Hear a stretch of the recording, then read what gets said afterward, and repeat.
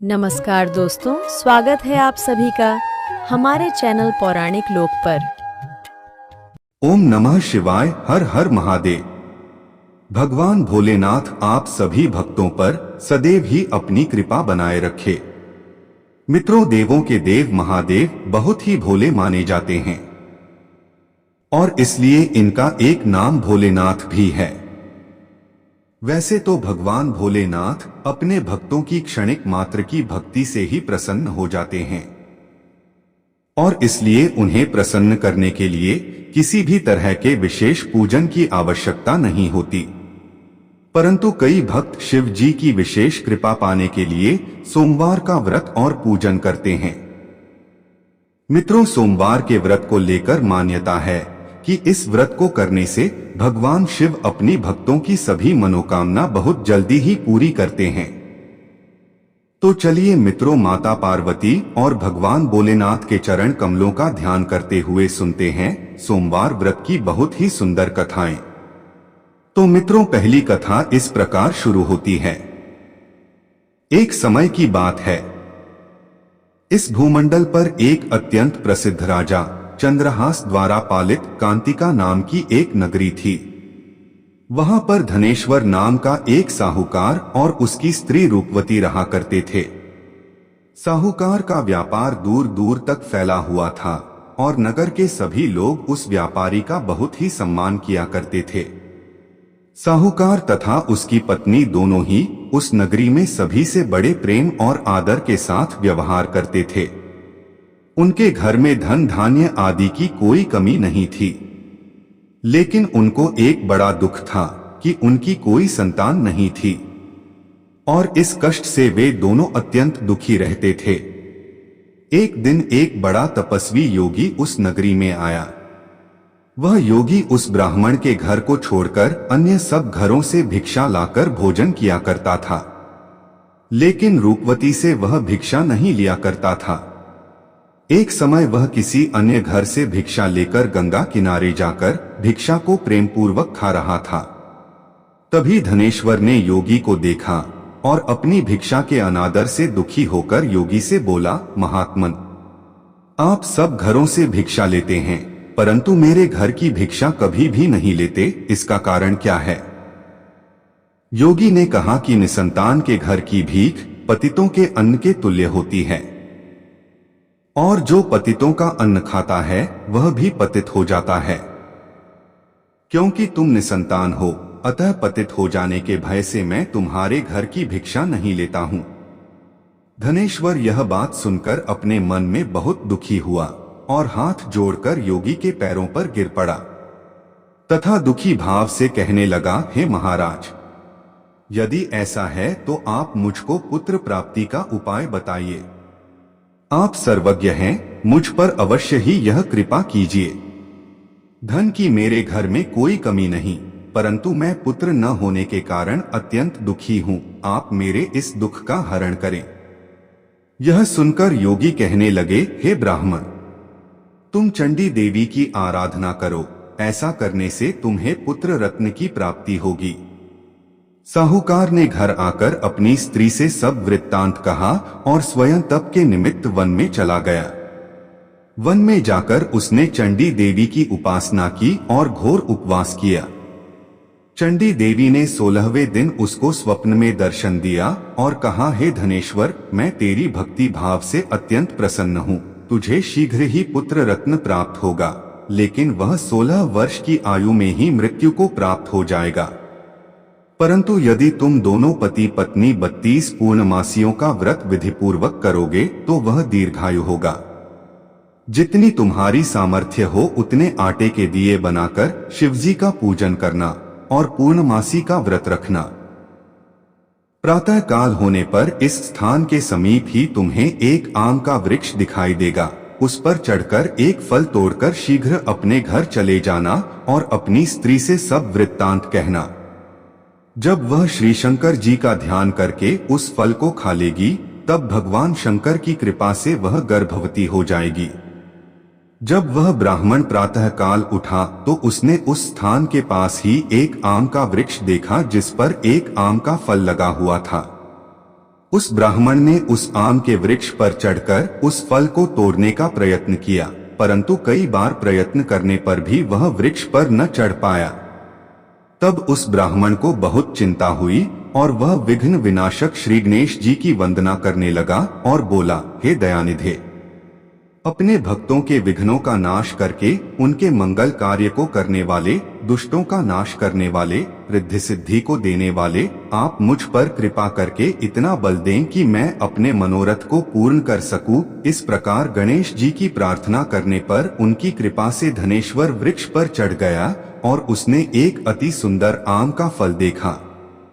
उसने विचार किया कि जो वरदान से फल मिला था वह यह है और कोई फल दिखाई नहीं देता। उस धनेश्वर ब्राह्मण ने जल्दी से उस फल को तोड़कर अपनी स्त्री को लाकर दिया और उसकी स्त्री ने अपने पति के कथनानुसार उस फल को खा लिया। इसके पश्चात वह गर्भवती हो गई। देवी जी की असीम कृपा से उसे एक अत्यंत सुंदर पुत्र की प्राप्ति हुई, जिसका नाम उन्होंने देवीदास रखा। माता पिता के हर्ष और शोक के साथ वह बालक शुक्ल पक्ष के चंद्रमा की भांति बढ़ने लगा।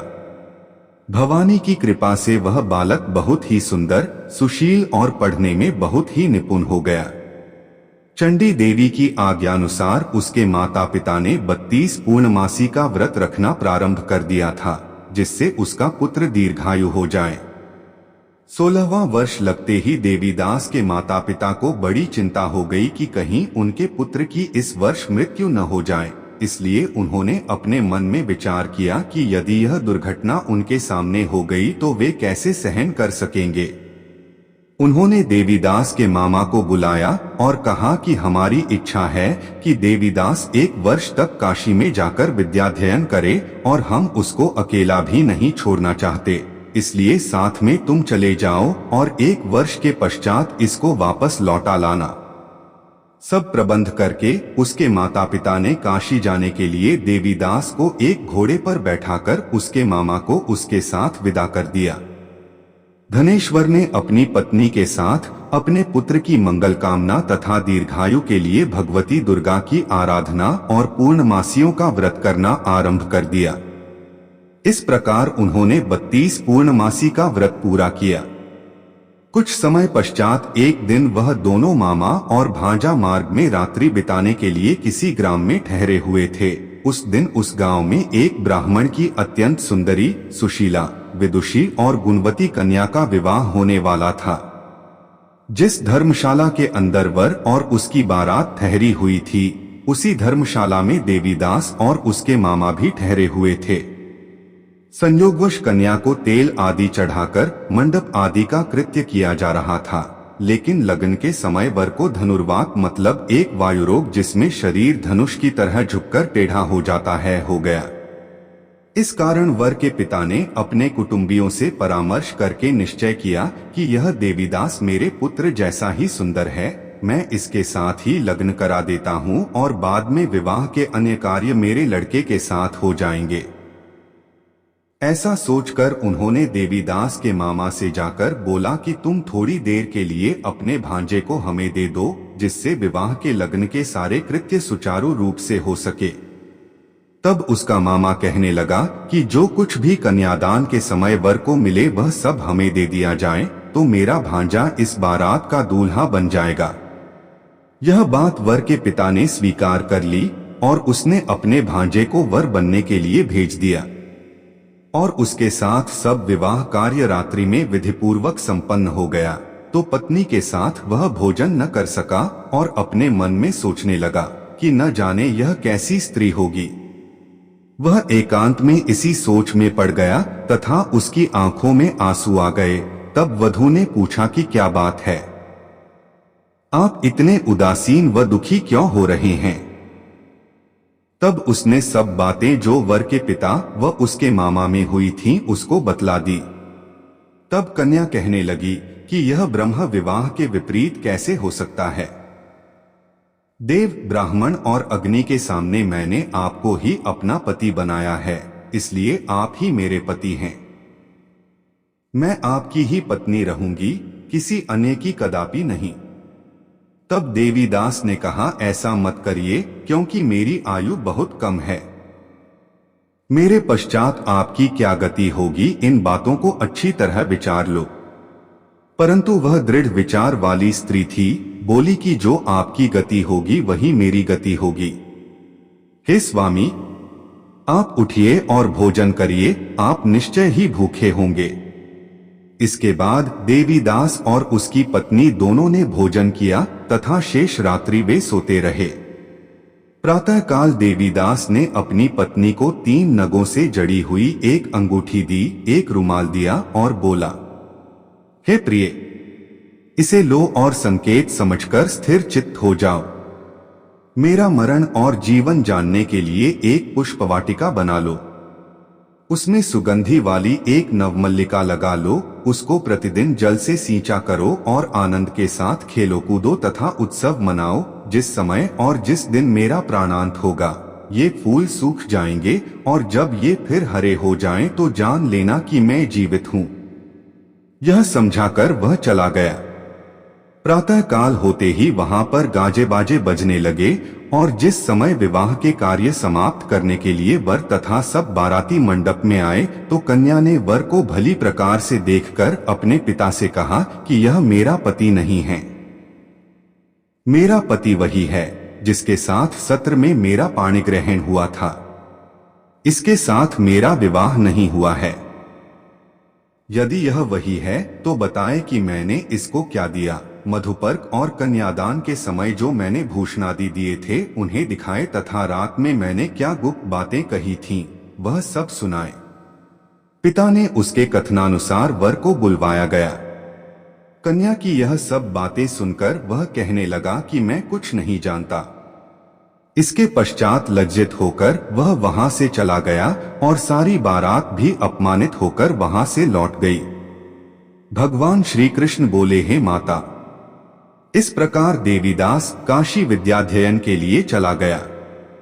जब कुछ समय बीत गया तो काल से प्रेरित होकर एक सर्प रात्रि के समय उसको डसने के लिए वहां पर आया। उस विषधर के प्रभाव से उसके शयन का स्थान चारों ओर से विष से विषैला हो गया, परंतु व्रत के प्रभाव से उसको काट न पाया, क्योंकि पहले ही उसकी माता ने 32 पूर्णिमा का व्रत कर रखा था। इसके बाद मध्याह्न के समय स्वयं काल वहां पर आया और उसके शरीर से उसके प्राणों को निकालने का प्रयत्न करने लगा, जिससे वह मूर्छित होकर पृथ्वी पर गिर पड़ा। भगवान की कृपा से उसी समय पार्वती जी के साथ भगवान शंकर वहां पर आ गए। उसको मूर्छित दशा में देखकर पार्वती जी ने भगवान शंकर से प्रार्थना की कि हे प्रभु, इस बालक की माता ने पहले 32 पूर्णिमा का व्रत किया था, जिसके प्रभाव से हे भगवान आप इसको प्राण दान दें। भवानी के कहने पर भक्त वत्सल भगवान शिव ने उसको प्राण दान दे दिया। इस व्रत के प्रभाव से काल को भी पीछे हटना पड़ा और देवीदास स्वस्थ होकर बैठ गया। उधर उसकी स्त्री उसके काल की प्रतीक्षा किया करती थी। जब उसने देखा कि उस पुष्प वाटिका में पत्र पुष्प कुछ भी नहीं रहे तो उसको अत्यंत आश्चर्य हुआ, और जब वह वैसे ही हरी भी हो गई तो वह जान गई कि वह जीवित हो गए हैं। यह देखकर वह बहुत प्रसन्न मन से अपने पिता के कहने लगी कि पिताजी, मेरे पति जीवित हैं, आप उनको ढूंढना शुरू करें। जब 16वां वर्ष व्यतीत हो गया तो देवीदास भी अपने मामा के साथ काशी से चल दिया। इधर उसके ससुर उसे ढूंढने के लिए अपने घर से जाने वाले ही थे कि वह दोनों मामा भांजा वहां पर आ गए। देवीदास को आता देखकर उसका ससुर बड़ी प्रसन्नता के साथ अपने घर में ले आया। उस समय नगर के निवासी भी वहां इकट्ठे हो गए और सबने निश्चय किया कि अवश्य ही इसी बालक के साथ इस कन्या का विवाह हुआ था। उस बालक को जब कन्या ने देखा तो पहचान लिया और कहा कि यह तो वही है जो संकेत करके गया था। तदुपरांत सभी कहने लगे कि भला हुआ जो यह आ गया, और सब नगरवासियों ने आनंद मनाया। देवीदास इसके बाद अपनी पत्नी और मामा को लेकर वहां से अपने माता पिता के पास आने को चल दिया। उसके ससुर ने भी उसे बहुत सारा धन और दहेज दिया। इधर साहूकार और उसकी पत्नी भूखे प्यासे रहकर बेटे की प्रतीक्षा कर रहे थे। उन्होंने प्रण कर रखा था कि यदि उन्हें अपने बेटे की मृत्यु का समाचार मिला तो वह भी प्राण त्याग देंगे। उसी रात को भगवान शिव ने साहूकार के स्वप्न में आकर कहा कि साहूकार, मैंने तेरी भक्ति और सच्ची श्रद्धा से प्रसन्न होकर तेरे पुत्र को लंबी आयु प्रदान की है, इसलिए अब तू निश्चिंत हो जा। सुबह जब साहूकार का पुत्र अपने घर की तरफ चल रहा था तो उसके माता पिता को लोगों ने खबर कर दी और कहा कि तुम्हारा पुत्र देवीदास अपनी पत्नी और मामा के साथ आ रहा है। ऐसा समाचार सुनकर पहले तो उन्हें विश्वास नहीं हुआ, लेकिन जब देवीदास आया और उसने अपने माता पिता के पैर छुए तो देवीदास के माता पिता ने उनका स्वागत किया, आरती उतारी और दोनों को अपने सीने से लगा लिया। दोनों के आने की खुशी में धनेश्वर ने बहुत सारा धन, दान, दक्षिणा आदि ब्राह्मणों को दी। इसी प्रकार जो कोई भक्त भगवान भोलेनाथ को सच्चे मन से पूजा अर्चना करता है और सोमवार व्रत करता है तो भगवान भोलेनाथ की कृपा से उसके सभी दुख दूर होते हैं और सभी मनोकामनाएं पूर्ण होती हैं और उसका सदा ही कल्याण होता है। तो बोलिए मित्रों, हर हर महादेव, जय शिव शंभू, जय भोलेनाथ। अब चलिए सुनते हैं दूसरी कथा। बहुत समय पहले की बात है, एक नगर में एक निर्धन ब्राह्मण अपनी पत्नी के साथ रहता था। उस ब्राह्मण के घर की आर्थिक स्थिति बहुत दयनीय थी। उसके घर में ना तो भोजन के लिए पर्याप्त अन्न था और ना ही कोई साधन जिससे जीवन आसानी से चल सके। लेकिन ब्राह्मण बड़ा ही धर्मपरायण व्यक्ति था और भगवान शिव का परम भक्त था। ब्राह्मण हर सोमवार को व्रत रखता और सच्चे मन से शिव जी की पूजा अर्चना किया करता था। उसका विश्वास था कि भगवान शिव उसकी भक्ति से प्रसन्न होकर एक दिन उसकी सभी परेशानियों का अंत करेंगे। हालांकि ब्राह्मण की पत्नी उसकी इस पूजा और व्रत से संतुष्ट नहीं रहती थी। वह अक्सर कहती, सिर्फ पूजा पाठ करने से पेट नहीं भरता, हमें अन्य कम करने चाहिए जिससे हम अधिक धन कमाना सके। लेकिन ब्राह्मण हर बार उसे शांत करते हुए कहता, धन और साधन से अधिक महत्वपूर्ण है शिव जी की कृपा। शिव जी की आराधना से हमारी सभी समस्याएं अवश्य समाप्त होंगी, बस थोड़ा धैर्य रखो। ऐसा कहकर ब्राह्मण अपने पूजा पाठ में लग गया। इसी प्रकार से एक दिन ब्राह्मण रोज की तरह भोजन पकाने और बाजार में बेचने के लिए जंगल में लकड़ियां काटने गया। जब ब्राह्मण लकड़ी काट रहा था तो उसे जंगल में एक बूढ़ा साधु मिला जो बहुत ही तेजस्वी और दिव्य प्रतीत हो रहा था। साधु ने ब्राह्मण को देखकर कहा, वत्स, तुम्हारे चेहरे पर चिंता की रेखाएं क्यों हैं? क्या बात है? ब्राह्मण ने दुखी होते हुए अपनी गरीबी और अपने जीवन की कठिनाइयों का वर्णन किया। साधु ने मुस्कुराते हुए कहा, तुम्हारी समस्याओं का समाधान तुम्हारे विश्वास में ही छिपा है। तुम भगवान शिव की आराधना करो और सच्चे मन से शिवजी के सोमवार व्रत का पालन करो। शिव जी अत्यंत कृपालु हैं। यदि तुम्हारी भक्ति सच्ची है तो वे अवश्य ही तुम्हारी मदद करेंगे। साधु की बातें सुनकर ब्राह्मण का विश्वास और दृढ़ हो गया। वह घर लौटकर अपनी पत्नी को साधु की बातों के बारे में बताता है और दोनों ब्राह्मण ब्रह्माणी ने निश्चय किया कि वे पूरी श्रद्धा और विश्वास के साथ प्रत्येक सोमवार का व्रत करेंगे। हर सोमवार को ब्राह्मण और उसकी पत्नी उपवास रखते, शिव जी का अभिषेक करते और पूरी निष्ठा से उनकी पूजा अर्चना किया करते थे। कुछ ही समय में उनके जीवन में परिवर्तन आने लगा। अब तो ब्राह्मण को लकड़ी बेचने पर पहले से अधिक धन मिलने लगा। एक दिन जब वह अपने घर के आंगन में बैठा पूजा कर रहा था तो अचानक उसे ऐसा प्रतीत हुआ कि जमीन में कुछ दबा हुआ है। जब उसने खोदकर देखा तो वहां एक घड़ा सोना और गहनों से लबालब भर हुआ था। यह देखकर ब्राह्मण और उसकी पत्नी की खुशी का ठिकाना न रहा।